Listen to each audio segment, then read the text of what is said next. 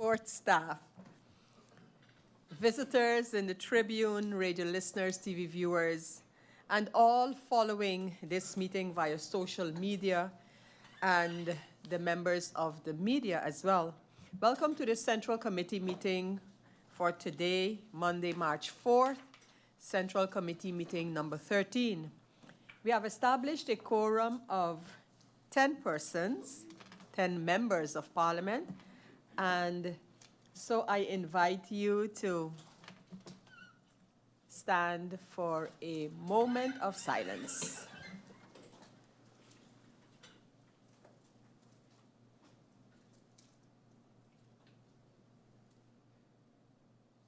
Thank you. I have received notice of absence from the member MP Egbert Doran, and I ask if any member has a notification at this time. We have MP Otley, who has a notification. MP Otley, you have the floor. Thank you, Madam Chair. Good day to my colleagues. I would like to say that since sitting in Parliament, I have seen the maturity of a lot of members of Parliament, the way that we communicate, and the way that we have opted to work together for the interests of St. Martin. I remember 4 years ago where we were selecting committee and committee chairs, and we didn't see opposition and coalition lines. So I look forward to that same working relationship and hope that some opposition members can be chair of some committees. I look forward to that. Thank you. Thank you, MP Otley, for that notification. Are there any others? That not being the case, members of Parliament and all others, we have as agenda point for this meeting, 1, the advice regarding the installation and composition of the permanent and ad hoc committees of Parliament. And the second agenda point is the advice regarding the installation and composition of the committees of the Latin American Parliament, Parlatino, as it is called.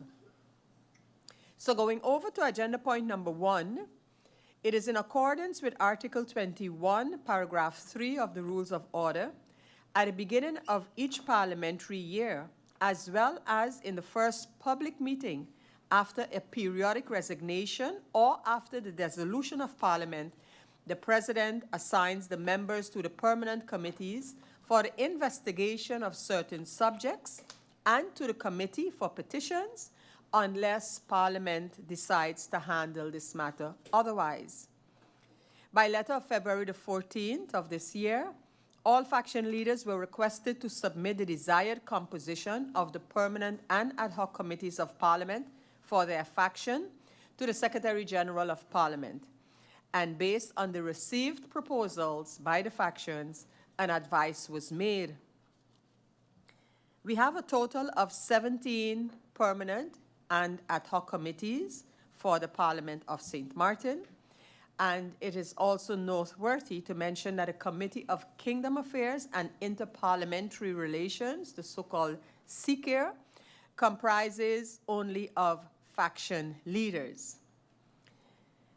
As stated in the advice, which is called the Guidelines for Travel of Members of Parliament, which were approved in 2015, this is also applicable for work visits. Furthermore, for work visits in connection with national holidays on the other islands within the kingdom, the former Netherlands Antilles, a maximum of 4 members will always be able to attend, each from a different faction, in accordance with a rotation schedule.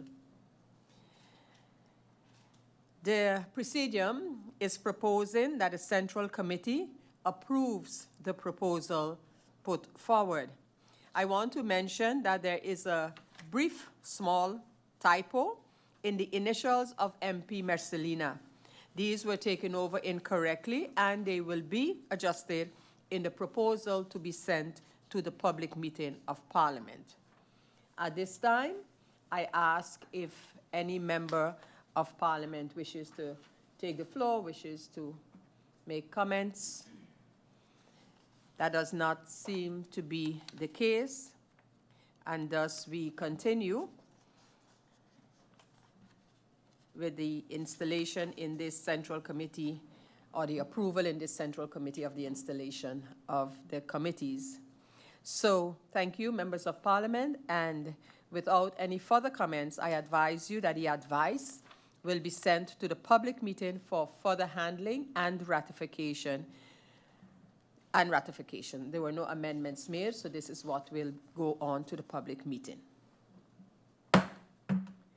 We now go over to agenda point number 2, and this is, as mentioned in the introduction, the advice regarding the installation and composition of the committees of the Latin American Parliament, Parlatino. Again, in accordance with Article 21, paragraph 3 of the Rules of Order, at the beginning of each parliamentary year, as well as in the first public meeting after a periodic resignation or after the dissolution of Parliament, the President of Parliament assigns the members to the permanent committees for the investigation of certain subjects and to the Committee for Petitions unless Parliament decides otherwise.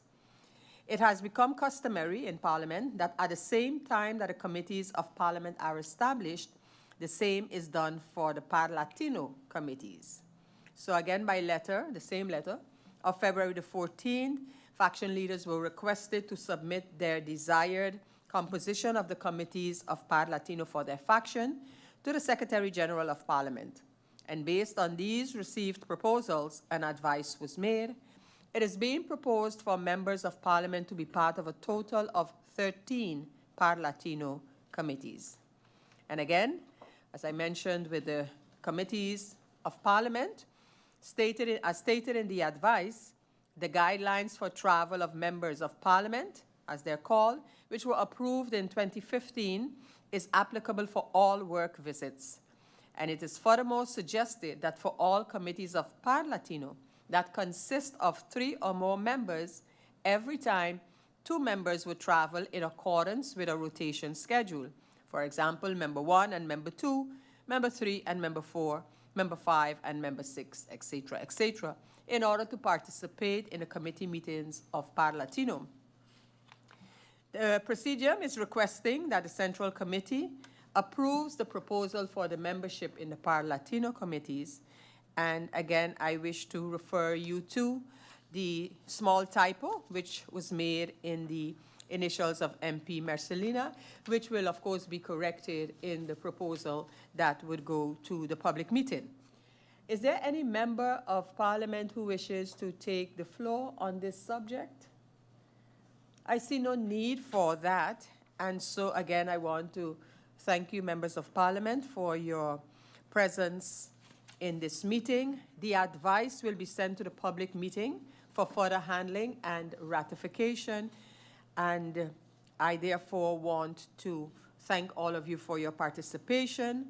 We have come to the end of this meeting, and I hereby close this meeting.